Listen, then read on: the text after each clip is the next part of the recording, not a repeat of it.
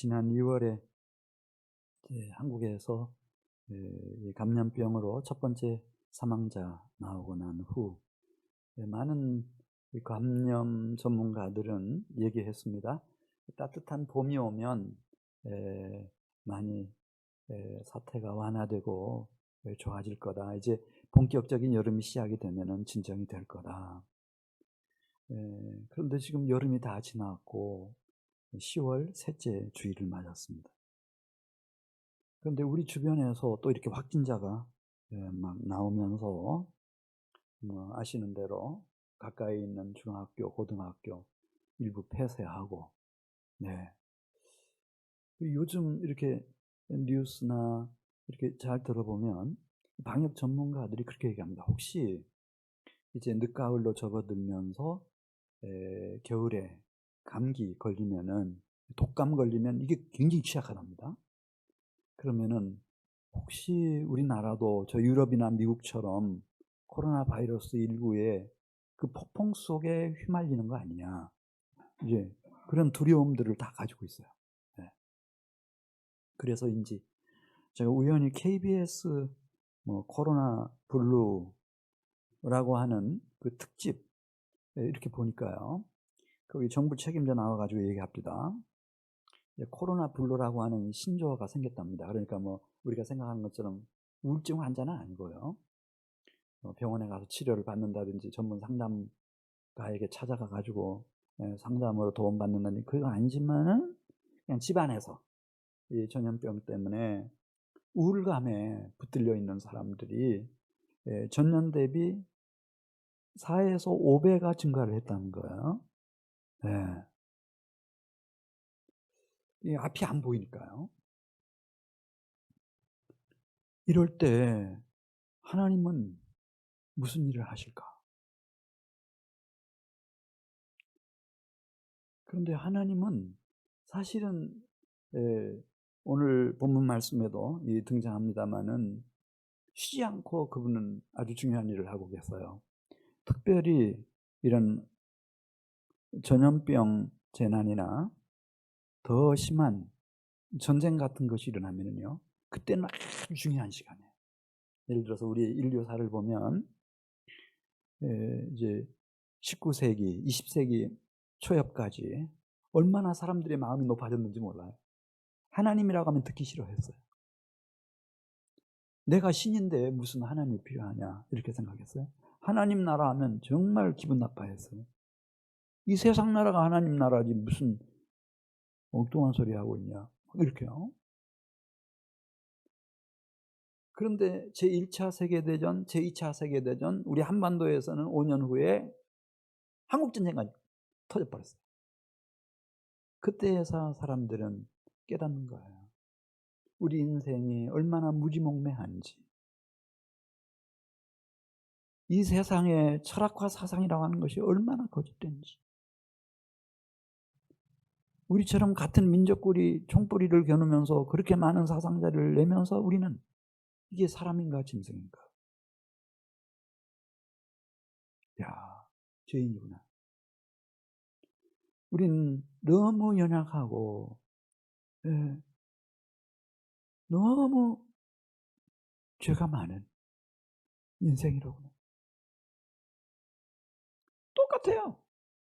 그냥 저 영국의 총리도 신사의 나라 영국의 총리도 감염되고 초강대국인 미국의 대통령도 감염되고 그 백악관에 있는 그 많은 인재들 중에서도 감염자가 그렇게 많이 나오고 똑같아요. 그래 좀 안 된 얘기긴 하지만은 어쩔 수가 없어요. 우리 인간은 그 알량한 자존심 때문에요. 다 하나님 싫어해요. 에덴 동산에서부터 기분 나빠요. 하나님 나라 얘기하면 막 튀잖아요. 그런데 이렇게 이제 한국 전쟁이 딱 일어나고 나니까 미국 선교사들부터 시작해가지고 와서 하나님 얘기하면요 그냥 저항하지 않았어요. 한 50년 동안. 그럼 아까 기도해 주셨지만 한수 집사님 부흥의 역사가 막 일어났어요. 네. 우리는 하나님의 도우심이 필요하다. 그럼 막 절절히 와 닿았어요. 우리는 죄인인 까닭에 하나님의 구원이 필요하다. 그러면 그것도 감사하게 다 알아들었어요. 인간은 어쩔 수 없어요. 그 믿음으로 살려고 몸부림쳤던 야곱도 여러분 아시죠? 야곱도 정말 진정한 회개는 언제 일어납니까? 형 에서가 시퍼렇게 칼을 갈아가지고 장정 400명 이끌고 야곱의 목줄을 끊어버리려고 달려올 때 그때 제정신 났어요. 회개하고 거기서 새 이름 받아요. 이스라엘. 야곱 아니고 이스라엘이다. 인간은 별 수 없어요, 여러분. 히스기야라고 하는 왕이 있었어요. 남유다의 가장 대표적인 경건한 왕이에요. 그런데 히스기야가요, 예, 정말 구원하시는 하나님을 언제 체험하는가? 예, 이 아수르 군대 13만 5천이 유다 다 점령해버리고 마지막 이 섬처럼 예루살렘을 겹겹이 에워싸고 함락되기 직전 마지막 날 밤 하나님이 이스라엘 그 대군을, 그 용사인 대군을 시체로 만들어버렸을 때 그때 비로소 하나님은 진실로 구원하시는 하나님이구나. 다 죽게 돼서 당신 죽는다. 그 죽음 앞에서 생명을 구해 주시는 하나님. 우리는 별 수 없어요. 그래서 바울이 그렇게 얘기했어요. 주의 능력은 약한 데서 온전하여짐이라. 할렐루야. 지금 여러분 아주 중요한 시간이에요. 지금이. 아주 중요한 시간이에요. 지금 여러분들이 시간이 제일 많고요. 개인적인 시간을 가장 많이 낼 수 있고요. 지금 여러분들이 내가 얼마나 연약하고 내 인생이 얼마나 무지몽매하고 얼마나 죄가 많고 절망적인 인생인지 아무것도 아니구나. 백악관 들어가도 백악관의 주인이 돼도 아무것도 아니구나. 하나님의 구원이 필요하구나. 이렇게 생각하고 정말 회개하고 주님께로 돌이킴으로 심령의 대부흥을 일으킬 수 있는 천재의 위에 기회가 온 거예요, 여러분. 지금이에요, 지금. 제가 태어나서요, 이렇게 사람들이 숙연해지고 진지해진 때가 없어요. 정말 그래요.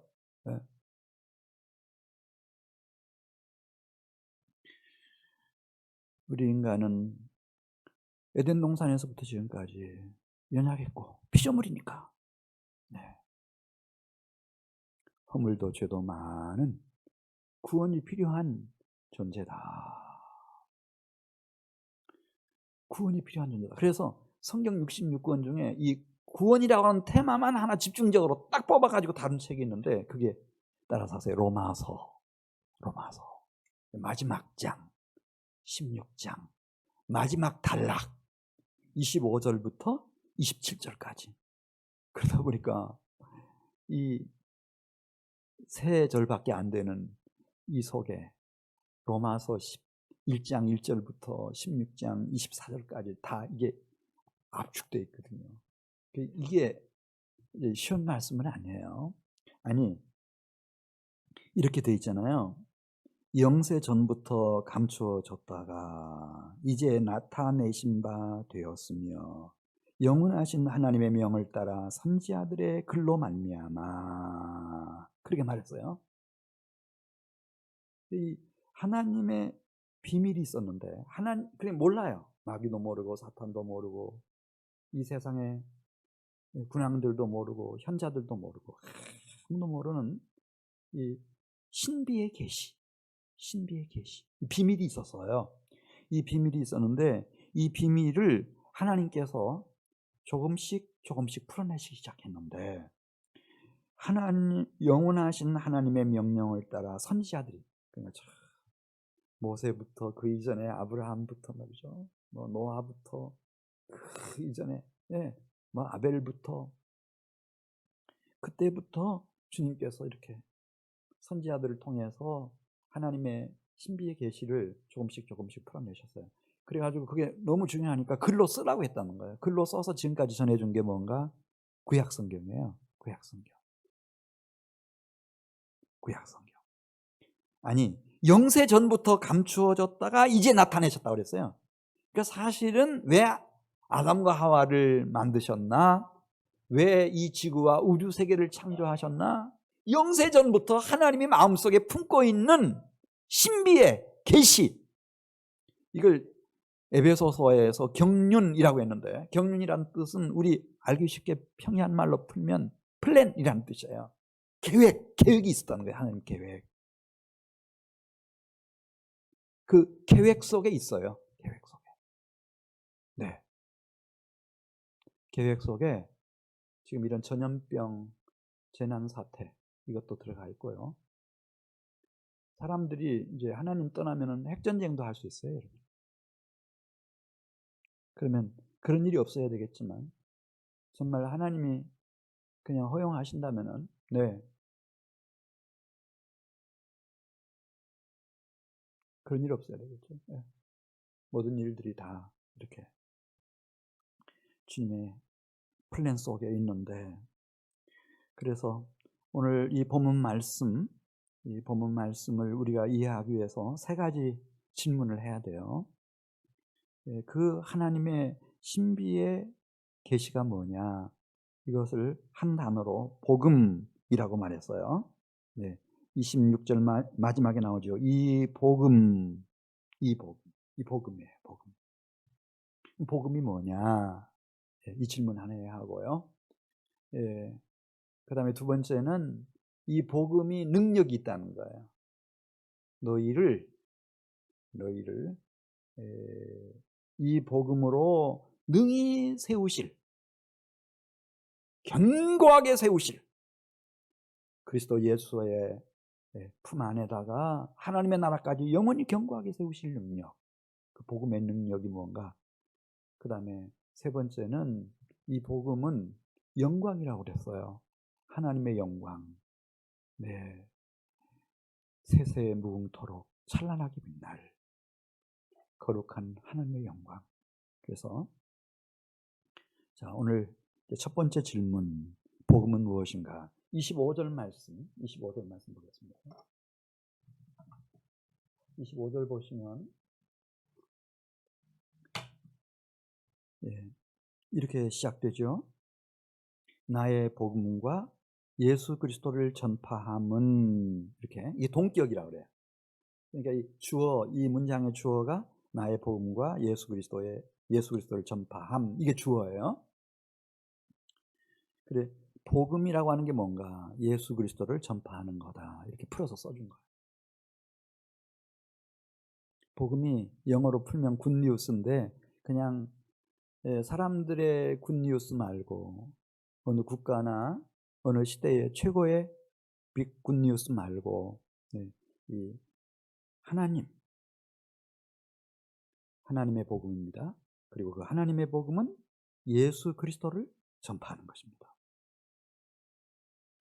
이것은 영세 전부터 감추어졌다가 이제는 나타난 바 된 것이고, 영원하신 하나님의 명을 따라 선지자들의 글로 말미암아 알려진 신비의 계시입니다. 자, 왜 하나님이 이 땅에 이스라엘 백성들, 이스라엘 나라가 있게 하셨나? 네, 복음을 위해서입니다. 여기 말씀하고 있는 영세 전부터 감추어졌다가 영원하신 명을 따라 선지자들의 글로 말미암아 알려진 구약 성경, 신약 성경을 위해서 이 백성들을 선택했습니다. 그래, 250년 전, 기원전 250년 경에 이스라엘 백성들은 민족의 지도자들이 기도하다가, 자기 나라와 민족을 위해서 기도하다가 이제 큰 걱정이 생겼습니다. 왜냐하면 나라가 망한 지 이게 1년도 아니고 10년도 아니고 막 수백 년 흘러가다 보니까, 물론 이 본토 안에서 사는 사람도 있지만 밖에서 사는 백성들이 너무 많고, 그들은 히브리어를 다 잊어버렸습니다. 그 당시에는 헬라어가 모든 나라에서 통용되는 그런 언어였어요. 근데 하나님의 말씀을 열심히 가르치라고 신명기 6장에 보면 열심히 가르치라고. 그랬으니까 하나님 말씀을 가르치려면은 이 자녀들이나 손자 손녀들이 히브리어를 몰라요. 그래서 고민하다가 250년 주전 250년에 유대인 최고 석학들이 72명이 뽑혀요. 그래가지고 알렉산드리아에서 구약 성경이 히브리어로 아람어로 돼 있었는데 그걸 번역하는 작업을 착수해요. 그래서 70인역이라고 하는 구약 성경을 이 그리고 헬라어로 번역해내요. 이건 굉장히 중요한 사건이에요. 네. 그래서 이 이스라엘이라고 하는 울타리 안에, 유대인이라고 하는 울타리 안에 갇혀있던 구약 성경이 확 드러나게 됩니다. 누구든지 헬라어만 하면은 그걸 다 읽어낼 수가 있어요. 네.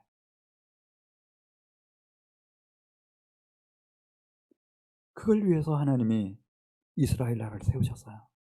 신약 성경이 이제 그 당시에 이제 헬라어를 공통 언어로 사용하고 있었기 때문에 헬라어로 다 썼어요. 그런데 이 헬라어를 쭉 사용하다가 이제 시간이 흘러서 350년 주후 5세기가 시작되는 400년경에 이르니까요. 이제 헬라어를 사람들이 안 쓰고 로마 제국 안에서 로마 언어인 이탈리아어를 사용하기 시작한 거예요.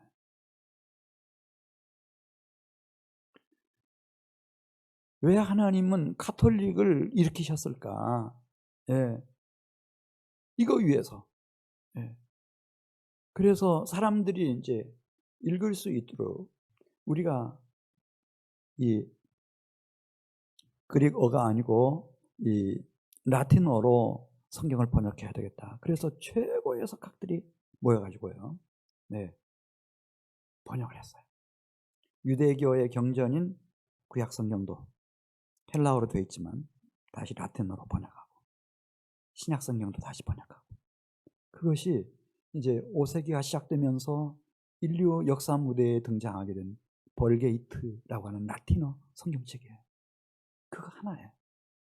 카톨릭이 저는 생각해요. 신학자로서 또 목회자로서 우리 인류를 위해서 하나님의 영광을 위해서 해낸 가장 큰 일은 다른 어떤 것도 아니고 그 벌게이트라고 하는 신구약 성경을 정성을 다해서 번역해 놓고 이것을 다른 나라 말로 번역을 못하게 했어요. 혹시 번역하다가 오류가 생길까 싶어가지고 읽지도 못하겠어요. 읽고 잘못 해석을 할까 싶어가지고 그러다가 1000년이 흘러갔어요. 1000년이 흘러갔어요. 자, 뒤에서 말씀드리기로 하고 이렇게 지금 우리가 생각할 때는 이 성경 말씀과 그 속에 있는 복음이라고 하는 것이 뭐 정치나 경제나 사회나 군사력이나 여러 가지 외교나 뭐 세속 교육이나 이런 것과 비교할 때 별것 아닌 것처럼 생각할지 모르지만 지금 그 얘기하고 있는 거예요. 하나님은 신비의 계시, 복음. 이 복음이라고 하는 것은 예수 그리스도를 전파하는 이것. 이것이 얼마나 중요한지 로마서 1장 1절에서 이 복음을 따라서세요. 하나님의 복음. 또 마가복음 1장 1절은 이렇게 시작돼요. 하나님의 아들 예수 그리스도의 복음. 하나님의 아들 예수 그리스도의 복음의 시작이라. 그리고 이 복음은 성령님의 핵심 사역이에요. 보혜사 성령께서 오시면 그가 너희에게 모든 것을 가르치시고 내가 너희에게 말한 모든 것을 생각나게 하리라. 선지자들을 통해서 주신 구약 성경 그 진리의 영 성령께서 가르쳐 주실 것이고 내가 너희에게 말했고 사도들이 너희에게 들려줄 그 신약 성경에 대한 것도 정확하게 깨닫고 생각날 수 있도록 해주실 거다.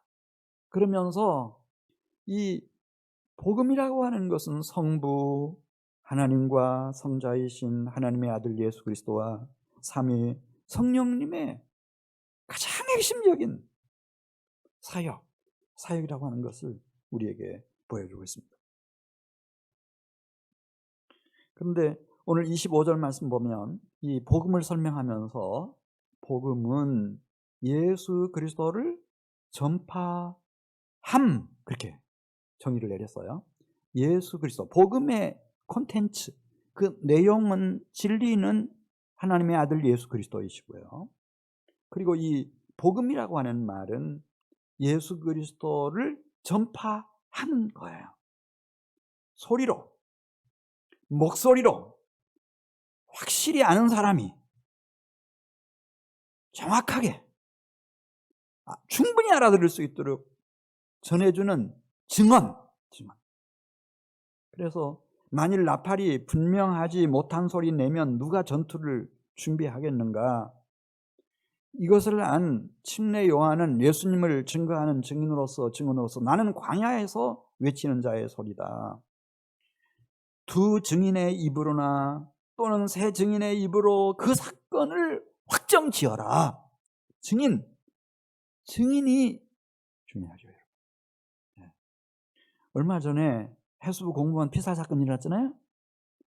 국방부고 청와대고 여당이고 언론이고 처음에 다 월북이라고 말했어요.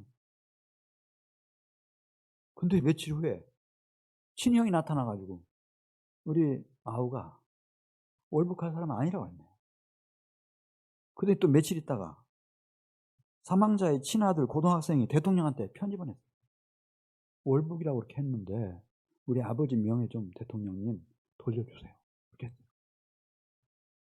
이것이 유엔 북한 인력 관련 단체에 접수가 돼가지고 유엔 인권 특별 보고관이 그렇게 받자마자 얘기했어요. 적어도 사망자의 유족만은 이 사건의 진실을 알 권리가 있다. 그러니 대한민국 정부, 북한 관련된 자료 내놔라. 그러자마자 요즘 들어보면은요, 뉴스 보면은 무슨 청와대고 무슨 여당이고, 에? 국방부고 해수부고 쏙 들어가 버렸어요. 예. 왜? 증인들이 나타났잖아요. 증인 두 사람이 나타났어요. 잠언 21장 28절에 거짓 증인은 패망하려니와 확실히 들은 사람의 말은 힘 파워가 있느니라 그랬잖아요. 파워. 복음이 뭐냐? 복음은 예수 그리스도에 대한 지식이 아니라 이거예요. 교리가 아니에요. 복음은 예수 그리스도를 전파하는 소리란 말입니다. 소리.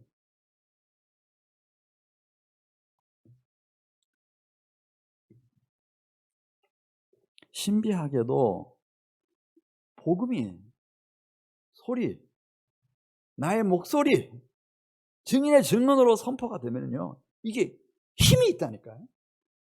마가복음 1장 14절 말씀 보면 예수께서 갈릴리로 찾아가셔가지고 복음을 전파했다고 했어요. 아주 정확한 억양과 어조를 가지고 상대방이 확실하게 알아들을 수 있도록 외치는 자의 소리와 같이 전파했어요. 그때 때가 찼고 하나님의 나라가 가까이 왔으니 회개하고 복음을 믿으라. 그랬더니 회개의 능력이 역사하는 거예요. 할렐루야.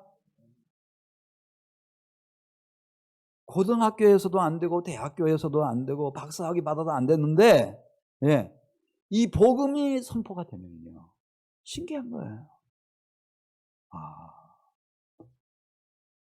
다 고개가 끄덕여지면서 내가 연약한 피조물이구나. 내가 죄가 많구나. 나는 절망적 존재로구나. 나는 구원이 필요하다.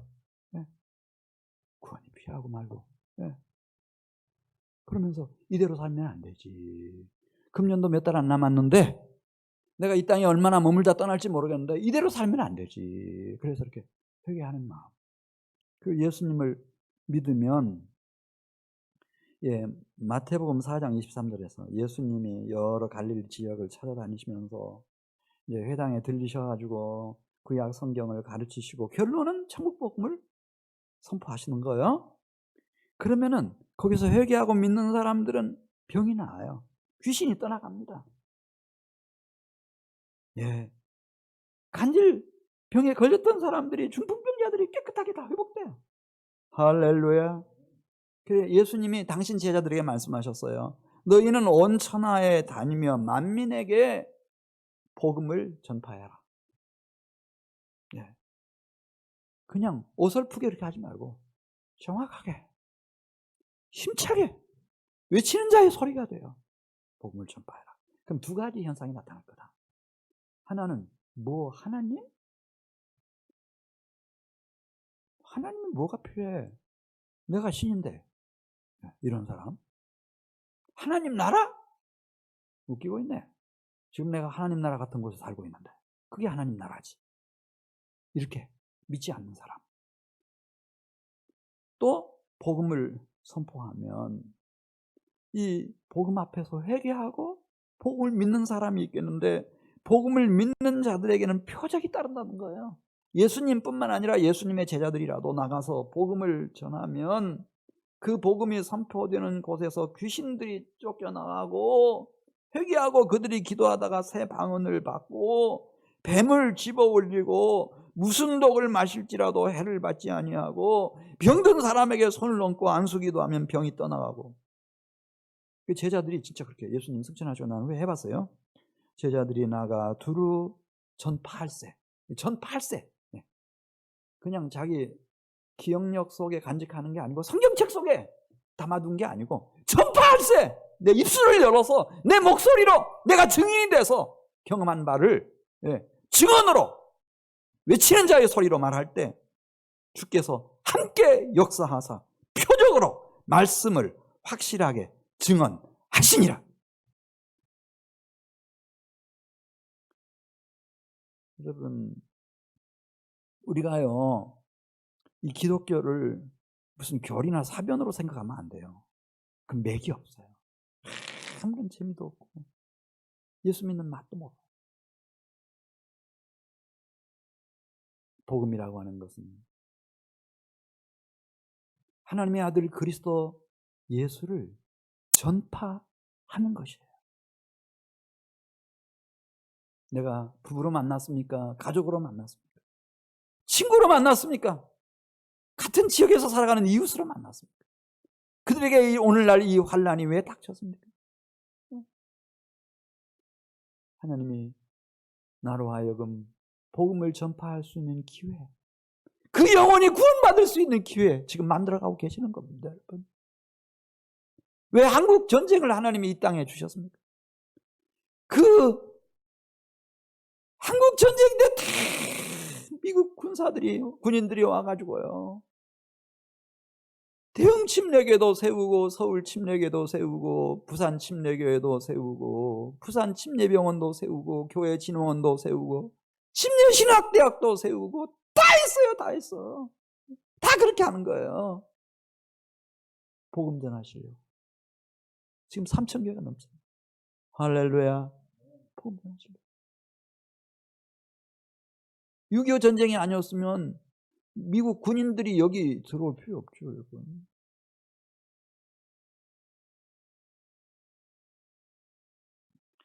그래서 바울은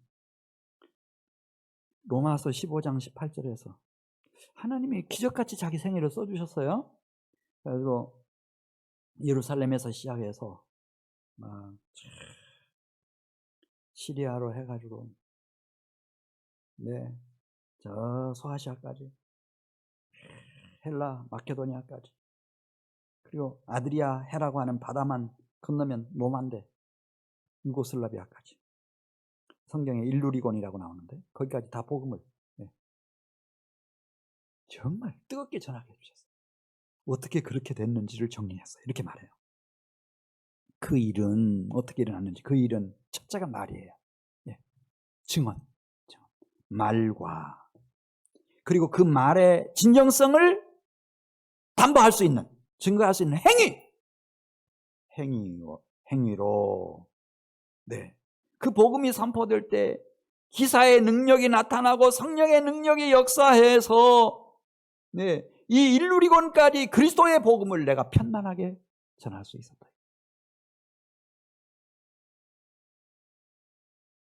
그리고 바울 외에도 제자들이 나가 각 마을에 두루 다니며 곳곳에서 복음을 전하면 그 중에는 반드시 단 한 명이든 두 명이든 믿는 자가 생겨나고 그들에게서는 표적이 나타난 거예요. 병이 고침받고. 그래서 십자가의 도 복음은 멸망하는 자들에게는 미련한 것이요 구원을 받는 우리에게는 하나님의 능력이라. 하나님의 능력. 복음에 대한 지식 말고 교리 말고 나의 입술을 통하여 가장 정확하게 확실히 차서 증거되는 복음의 소리. 그것은 하나님의 능력이에요, 여러분. 하나님의 능력.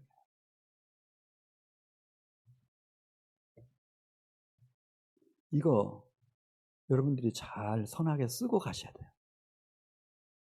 이거 만일 사용하지 않고 가면 직무유기예요. 그러면 안 돼요. 왜냐하면 구원받을 수 있는 다른 길이 없으니까요. 세상 사람들은 정치를 잘해야 된다. 뭐 경제가 다시 살아나야 된다. 예, 외교를 잘해야 된다. 군사력을 강화시켜야 된다. 문화 수준을 높여야 된다. 막 얘기하지만은 끝도 한도 없는 얘기예요. 우리는 다 봤잖아요. 저 신사의 나라 영국의 총리도, 예, 백악관의 주인도 다 저렇게 된다는 거다. 끝이 없어요. 예. 자, 두 가지 말씀드렸고요. 예, 이제 마지막 하나, 로마서 16장 27절 말씀. 이 복음은 영광이라고 그랬어요. 누구의 영광인가? 하나님의 영광. 네, 지혜로우신 하나님의 영원한 영광. 우리 27절 말씀 같이 읽습니다.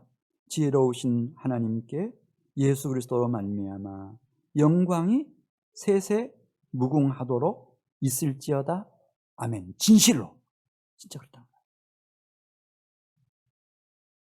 그래서 디모데전서 1장 11절 보면 복음을 말하면서 따라서세요. 하나님의 영광의 복음. 하나님의 영광인 복음. 세세무궁토록. 하나님이 얼마나 거룩하신 분인가 하면은 우상을 만들지 말래요. 그러면 자기 백성들에게 하나님의 형상도 만들지 말라는 거예요. 아무리 미켈란젤로 같은 천재들이 하나님의 형상 만들어 놔도요. 하나님 마음에 들겠어요? 안 들겠어요? 어림도 없죠. 하나님이 얼마나 거룩하시고 초월하신 분이신데. 안 돼요. 그런데 고린도후서 4장 4절에 있는 말씀 보면 그 중에 이 세상의 신이 믿지 아니하는 자들의 마음을 혼미하게 만들어 놔서 그리스도의 영광의 복음의 광채를 알지 못하도록 만들어 놔서 그렇지 그리스도가 하나님의 형상이다. 그렇게 말씀해요. 그것도 히브리서 1장 3절 보면 이는 하나님의 영광의 광채시요 그 본체의 형상이시라. 하나님의 그 영광스러우심, 그분의 인격이나 그분의 진리의 세계나 그분의 능력이나 그분의 선하심이나 사랑이나 그 모든 것을 보여주는 가장 빛나고 있는 하나님의 영광의 광채, 그리스도라는 거예요. 그리스도. 그러니까 우리의 하나님은 무슨 어떤 다른 종교의 신이 아니에요. 무슨 철학자들이, 유신론자들이 이런 신이다, 그런 신은 아닌 거예요. 오직 한 분, 그리스도 예수의 아버지 하나님이에요. 그리스도 예수만이 하나님의 영광의 광채이시기 때문에 그렇습니다. 영광의 형상이시기 때문에 그렇습니다. 고린도후서 4장 6절에서 예수 그리스도의 얼굴에 있는 하나님의 영광, 하나님의 영광, 그 영광을 복음이 선포되면 회개하는 사람이 있고 그래서 예수 그리스도를 믿고 주의 영이 임하면 주께서 이 신령한 빛을 비춰주셔서 신비한 영광을 보게 해주시는데요. 네. 그래 예수님이 여러분 잘 아시는 말씀, 이 천국 복음이 모든 민족에게 증언되기 위하여 온 세상에 전파되리니 그제야 끝이 오리라. 성부, 성자, 성령 삼위일체 하나님의 초미에 관련된 복음이 전파되는 겁니다. 이 복음을 위해서 베드로는 얼마를 투자했나? 이렇게 예수님께 말씀드렸어요.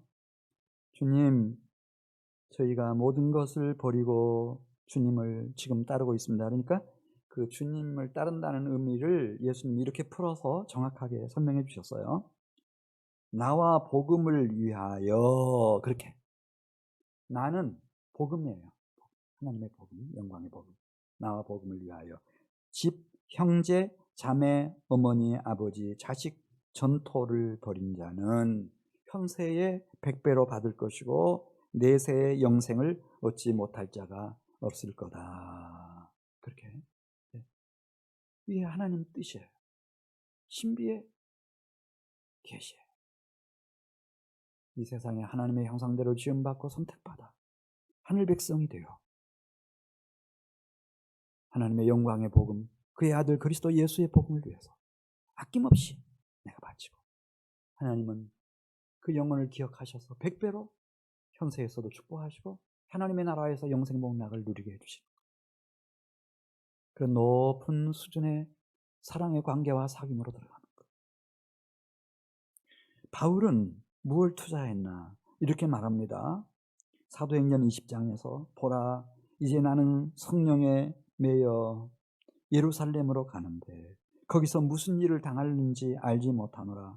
오직 성령이 각 성에서 내게 증언하여 결박과 환난이 나를 기다린다 하시나 나의 달려갈 길과 주 예수께 받은 사명 곧 하나님의 은혜의 무엇을 증언하는 일을 마치려 하면은, 복음을 증언하는 일을 마치려 하면은 나의 생명조차도 조금도 귀한 것으로 여기지 아니하노라. 나 바울은 복음의 일꾼이다.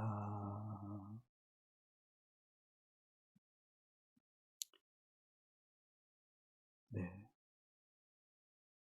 여러분, 나는 금년 남은 기간, 남은 생에 이 복음과 어떤 관계 속에서 살아가야 할지 이거 정리하고 가셔야 됩니다. 그 정리하는 기간입니다. 그래서 하나님이 요즘 시간도 주시고 여러 가지 생각들을 많이 하게 해주시는 겁니다.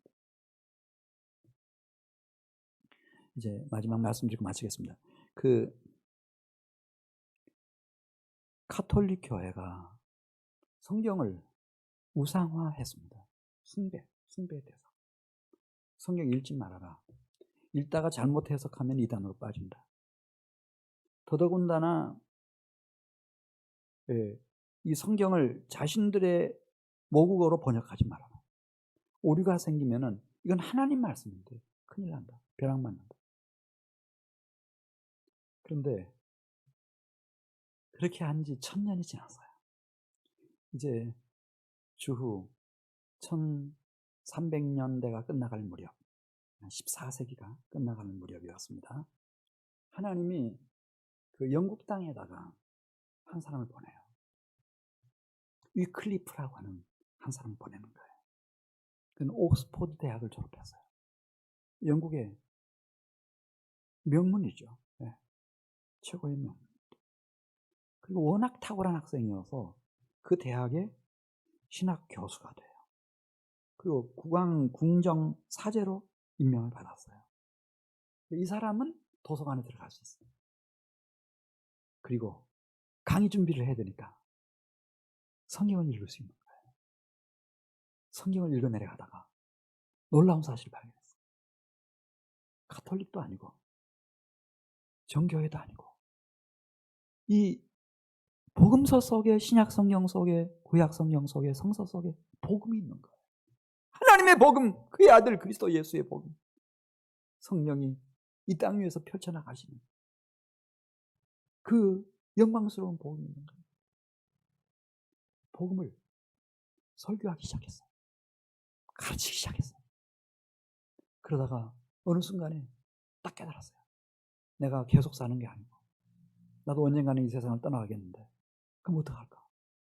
영국 사람이니까 영어로 불가타역 성경을 읽다가 워낙 하나님이 지혜를 주시니까 헬라어도 잘하죠. 히브리어도 잘하죠. 뭐 라틴어 말할 것도 없고 아람어도 잘하죠. 그러니까 불가타역보다 더 정확하게 그 원어에서부터 유대교의 경전인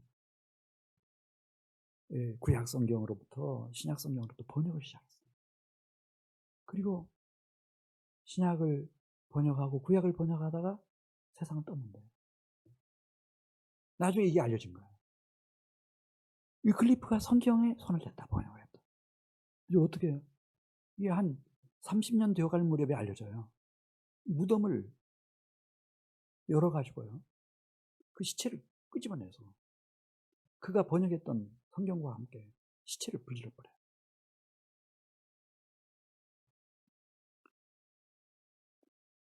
저 보헤미아, 프라하, 체코에 또 정말 경건한 영혼, 특별한 지혜를 가진 얀 후스라고 하는 주의종 하나가 나타나요. 그는 그 나라에서 가장 좋은 프라하 대학교, 거기서 신학과 문학을 공부하고 그 대학의 교수가 됐어요. 총장이 됐어요.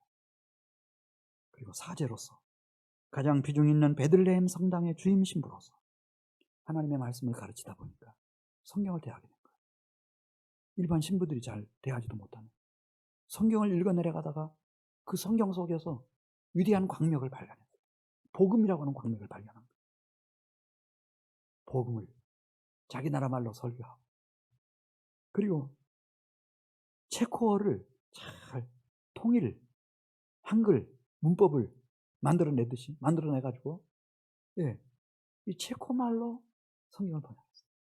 이것이 들통이 나서 그는 1411년에 파문을 당하고 콘스탄츠로 끌려가가지고 독일, 지금 그 지역이죠, 화형에 처해져 불살했다. 네가 도대체 뭐길래 감히 하나님의 말씀을 번역을 해? 이거였습니다.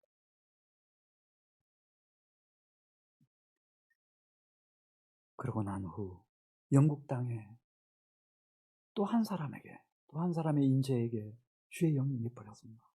그러니까 윌리엄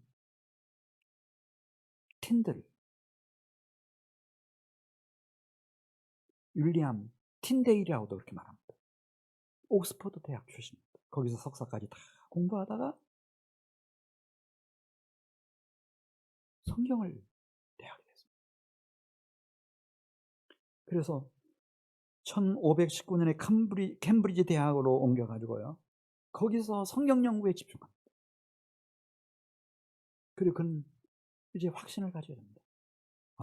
이 복음서 속에, 신약 성경 속에, 이 성경 전체 속에 담겨 있는 복음, 이 복음만이 인류의 소망이다. 가톨릭도 아니고 정교회도 아니고 오직 이 복음 하나다.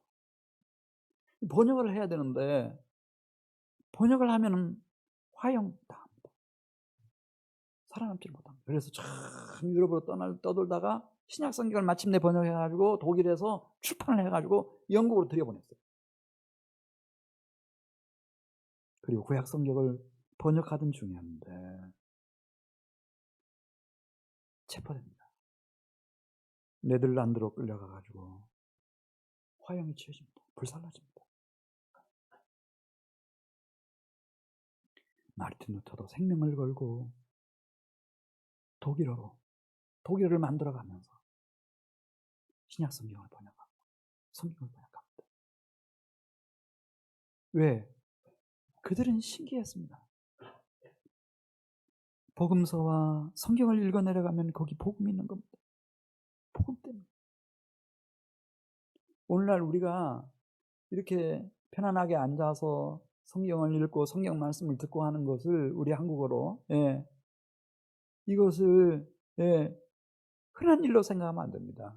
제가 중학교 때만 해도요, 성당에 가면 신부들이 다 이탈리아 말로, 로마 말로, 이태리어로 다 외운 거 몇 마디 중얼중얼 하고 아무도 못 알아들어. 성경 읽지 못하게 했어요. 근데 우리는 우리 언어를 가지고 이렇게 신약과 구약을 읽고 하나님 말씀을 듣고 복음을 같이 나누고 할 수 있는 이 기회는 단군 이래로요, 정말 최근이에요. 얼마 안 됐어요. 우리가 좋은 시대에 이 세상에 왔죠. 이 복음이라고 하는 것은 무엇인가? 하나님의 영원한 영광인 그의 아들 예수 그리스도를 전파하는 증인의 소리다. 그 소리가 울려 퍼지는 곳에 회개의 능력이 임한다 이거예요. 믿음의 백성들이 일어나는 거예요. 하나님의 표적이 나타나는 거예요. 주의 나라가 세워지는 거예요. 이거 하기에 가장 적절한 시대가 지금 도래했어요. 기죽지 마세요. 주의 능력은 약한 데서 온전하여집니다. 우리 같이 기도드리겠습니다.